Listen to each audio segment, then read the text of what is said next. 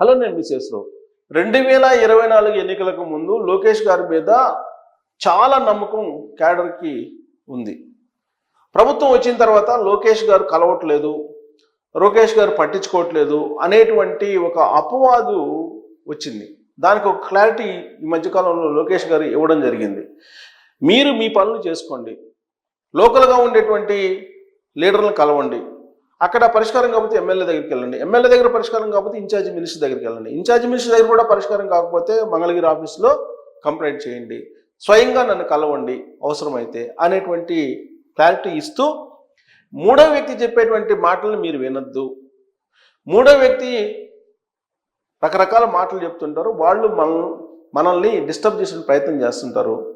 మీరు తల్లిదండ్రుల మీద అడిగినట్టు పార్టీ మీద మీరు అలగవద్దు అనేటువంటి విషయాన్ని చాలా క్లియర్గా చెప్పారు. ఏదైనా సమస్య ఉంటే పరిష్కరించుకోండి, మీ సమస్యలు ముందు పరిష్కరించుకోండి, తర్వాత పక్కన వాళ్ళకి చేసేటువంటి ప్రయత్నం చేయండి అని చెప్పి చాలా క్లారిటీగా చెప్పారు.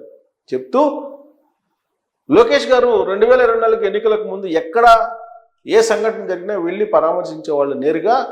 కానీ ప్రభుత్వం అధికారంలోకి వచ్చిన తర్వాత తెలుగుదేశం పార్టీ సంబంధించినటువంటి లీడర్లు అనేక మందిని హత్యలు చేశారు.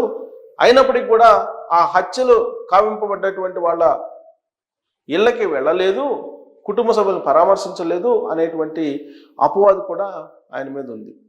దాంతోపాటు తెలుగుదేశం పార్టీ అధికారంలో లేనప్పుడు జగన్మోహన్ రెడ్డి గారు చేసినటువంటి అరాచకాలు ఏవైతే ఉన్నాయో అవన్నీ మర్చిపోయారు అనేటువంటిది కూడా వినిపిస్తుంది ఆయన మీద. దాంట్లో భాగంగా ఒక ఉదాహరణ చెప్తూ ఉంటారు. చిత్తూరు జిల్లా పొంగనూరు నియోజకవర్గంలోకి అడుగుపెట్టినప్పుడు శ్రీకాకుళం జిల్లా నుంచి హెచ్ఆర్లకు సంబంధించినటువంటి ఎస్సీకి సంబంధించినటువంటి కొంతమంది చంద్రబాబు నాయుడు గారి అరెస్టును నిరసిస్తూ తిరుమలకి వాళ్ళు సైకిల్ యాత్ర చేసుకుంటూ వెళ్తుంటే పొంగనూరు బోర్డర్కి వచ్చిన తర్వాత వాళ్ళ బట్టలను కూడా విప్పించి తెలుగుదేశం పార్టీ జెండాలను పీకేసి నగ్నంగా వాళ్ళని పంపించారు. మరి వాళ్ళని ఏం చేశారు, అతన్ని ఏం చేశారు, ఆ విధంగా దౌర్జన్యం చేసిన అతన్ని. అలాగే అప్పుడు ఏ విధంగా అయితే వాళ్ళు అవమానపడ్డారో ఆ క్యాడర్ని పిలిపించి ఎందుకు మాట్లాడలేదు లోకేష్ అనేటువంటి ప్రశ్నలు కూడా వేసినటువంటి వాళ్ళు ఉన్నారు ఈ ఏడాది కాలం పాటు. వాళ్ళందరికీ సమాధానం మహానాడు వేదికగా లోకేష్ గారు చెప్పేశారు.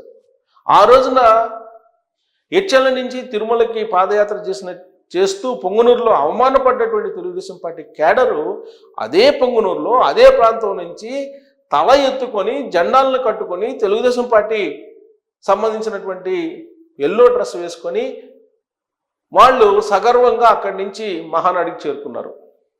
ఆ సందర్భంగా వేదిక మీద లోకేష్ గారు కలిసి వాళ్ళని పరిచయం చేసుకొని, ఇవ్వండి వాళ్ళని పరిచయం చేసుకొని వాళ్ళతో మాట్లాడారు. సో వీళ్ళు అవమానపడ్డటువంటి వాళ్ళు ఆ రోజున అధికారంలో లేనప్పుడు పొంగనూరు ఏరియాలో. సో ఏం జరిగింది ఆ రోజున అనేది నేను ఒకసారి గుర్తు చేస్తాను, ఒక వీడియో కూడా మీరు చూపిస్తాను. సో ఇది ఈ వీడియో చూడండి. ఆ రోజున ఎంత దౌర్జన్యం చేస్తున్నారో చూడండి. పొంగనూరు ఏరియాలో అక్కడ తెలుగుదేశం పార్టీ క్యాడర్ వాళ్ళు, తెలుగుదేశం పార్టీ చంద్రబాబు నాయుడు గారు అప్పుడు రాజమండ్రి సెంట్రల్ జైల్లో ఉన్నారు. ఆయన అరెస్టును నిరసిస్తూ వాళ్ళు సైకిల్ యాత్ర చేసుకుంటూ తిరుమలకి వెళ్తున్నారు. తిరుమలకి వెళ్తున్నప్పుడు ఇక్కడ చూడండి, ఇదిగోండి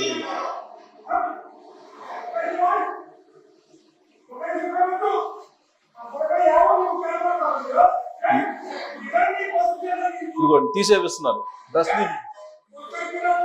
ఇదిగో ఇతను ఎంత దౌర్జన్యం చేస్తున్నారు. పెద్దిరెడ్డి రామచంద్రారెడ్డికి సంబంధించిన అనుచరుడు ఆయన. బట్టలెప్పు తీపిచ్చారు వాళ్ళ చేత. బట్టలెప్పు తీపిచ్చారు. ఆ తర్వాత వాళ్ళని అవమానపరిచి పంపించేశారు, బట్టలెప్పు తీసి పంపించేశారు. సారీ చెప్పినా వదల్లా. వాళ్ళ మీద దౌర్జన్యం కూడా చేశారు. ఆ వీడియో మొత్తం ఇప్పుడు చూపించడానికి టైం లేదు కాబట్టి వాళ్ళ మీద దౌర్జన్యం కూడా చేశారు. దౌర్జన్యం చేసి ఆ విధంగా అవమానపరిచి తెలుగుదేశం పార్టీ క్యాడర్ మీద వాళ్ళ డ్రెస్సులు ఇప్పించి జెండాలు మొత్తం తీసేసి సైకిల్ను కూడా గాలి తీసేసి ఇంక పోండి ఎవరికి చెప్పుకొని పోండి అని అన్నారు. అంత దౌర్జన్యం చేశారు. హెచ్ఎల్ నుంచి వాళ్ళు సైకిల్ యాత్ర చేసుకొని తిరుమలకి వెళ్తుంటే చంద్రబాబు గారి అరెస్టును నిరసిస్తూ ఆ పని చేశారు వైఎస్ఆర్ కాంగ్రెస్ పార్టీ సంబంధించినటువంటి లీడర్. ఇప్పటి వరకు కూడా అతని మీద ఎలాంటి యాక్షన్ తీసుకోలేదు అన్నది ఒకటి ఉంది. బట్ ఆ రోజు అవమానపడినటువంటి క్యాడర్ని లోకేష్ గారు పట్టించుకోలేదు అనేటువంటి అపవాదం ఉంది. దానికి మహానాడు వేదికగా చేసుకుని లోకేష్ గారు క్లారిటీగా క్యాడర్కి ఒక స్పష్టతనిచ్చారు. తాను ఉన్నాను, క్యాడర్కి ఎవరికి ఏ బాధ వచ్చినా ఖచ్చితంగా నేను ఆదుకుంటాను అనే ఒక భరోసా ఇచ్చారు. ఈ మధ్యకాలంలో వీరే చౌదరి మర్డర్ జరిగింది. ఆ మర్డర్ జరిగినటువంటి రోజునే చంద్రబాబు గారు అక్కడికి వెళ్ళారు. ఆ తర్వాత లోకేష్ గారు వెళ్ళారు, వాళ్ళ కుటుంబ సభ్యులను పరామర్శించారు, వాళ్ళ కుటుంబ సభ్యులకి భరోసా కూడా ఇవ్వడం జరిగింది.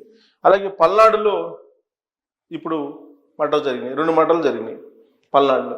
బహుశా అక్కడ కూడా వెళ్ళే అవకాశం ఉంది. తెలుగుదేశం పార్టీకి సంబంధించిన క్యాడర్ని, కీలకమైన లీడర్లని మర్డర్ చేయడానికి కోర్టులు జొరబడ్డారని చెప్పి చంద్రబాబు గారే చెప్తున్నారు. తెలుగుదేశం పార్టీలో జొరబడ్డారు, వాళ్ళతో జాగ్రత్త అని చెప్పేసి.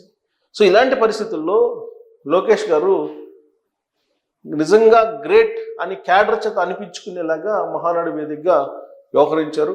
వాళ్ళని ఐడెంటిఫై చేశారు. హెచ్ఎల్ నుంచి ఆ రోజున వస్తూ సైకిల్ యాత్ర చేసుకుంటూ పొంగనూరులో అవమానపడ్డటువంటి క్యాడర్ని గుర్తించి వాళ్ళని వేదిక మీద సగౌరవంగా నిలబెట్టగలిగారు లోకేష్. వాళ్ళకి ఆత్మస్థైర్యాన్ని నింపారు అనేటువంటి ఒక ఒపీనియన్ని ఇప్పుడు క్యాడర్లోకి తీసుకెళ్లారు లోకేష్. అంతేకాదు అంజిరెడ్డి స్థానిక సంస్థల ఎన్నికల సందర్భంగా ఎవరిని పోలింగ్ బూత్లోకి రానికపోతుంటే, నామినేషన్ వేస్తుంటే మీసం మెలేసి తొడగొట్టి ఎవరు వస్తారో రండి అని చెప్పి రొమ్ము వీల్చి ముందుకు కదిలేరు. అలాంటి అంజిరెడ్డి తనకి ఆదర్శం అన్నారు. మంజులక్క, ఆవిడ పల్నాడు ఏరియా, ఆవిడని నరికారు, కొడవలు తీసుకొని కత్తి తీసుకొని నరికారు. ఆవిడ మొత్తం రక్తం కారుతున్నటువంటి సమయంలో కూడా అక్కడే పోలింగ్ బూత్లో కూర్చొని రిగ్గింగ్ చేయకుండా అడ్డుకున్నారు. అలాగే చంద్రయ్య, ఆయన మెడ మీద కత్తి పెట్టి కోస్తూ జై జగన్ అని చెప్పి అనాలి అని చెప్పి ఆయన మీద ప్రెజర్ చేసి మెడ మీద కత్తి పెట్టి కోస్తూ ఉన్న సందర్భం కూడా జై చంద్రన్న, జై చంద్రబాబు అని అన్నాడు.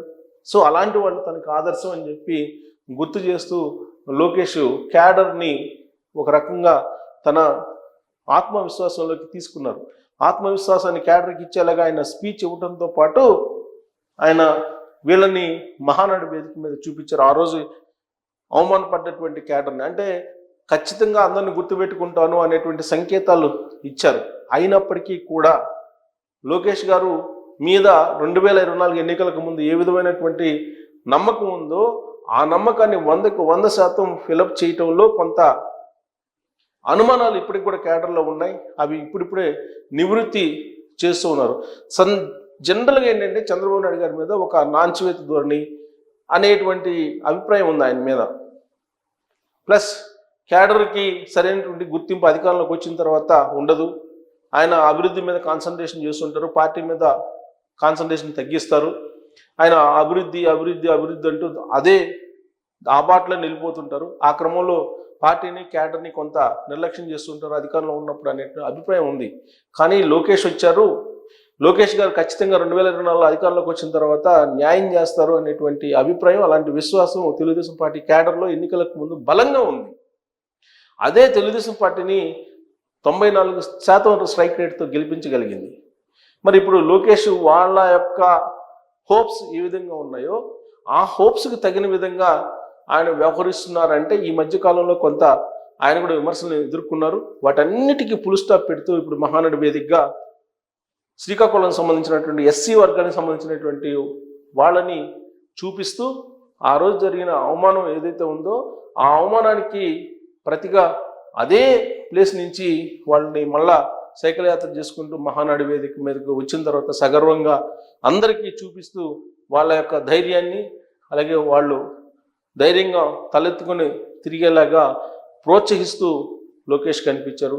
సో కాబట్టి లోకేష్ మీద ఉన్నటువంటి హోప్స్ ఏవైతే ఉన్నాయో అవన్నీ కూడా ఇప్పుడు ఫుల్ఫిల్ చేసుకునేటువంటి ప్రయత్నంలో భాగంగా ఇలా చేసి ఉంటారా, లేదంటే క్యాడర్కి గత 1 year నుంచి కొంత దూరం అవుతున్నారు లోకేష్ అనేటువంటి భావన కొంతమందిలో ఉంది.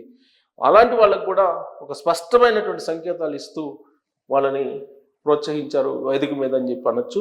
ఇలాంటి కార్యక్రమాలు తరచూ చేస్తేనే ఆయన మీద ఉన్న హోప్స్ ఇంకా బలంగా ఉండేటువంటి అవకాశం లేకపోలేదు. మరి లోకేష్ మహానాడు వేదికగా ఆయన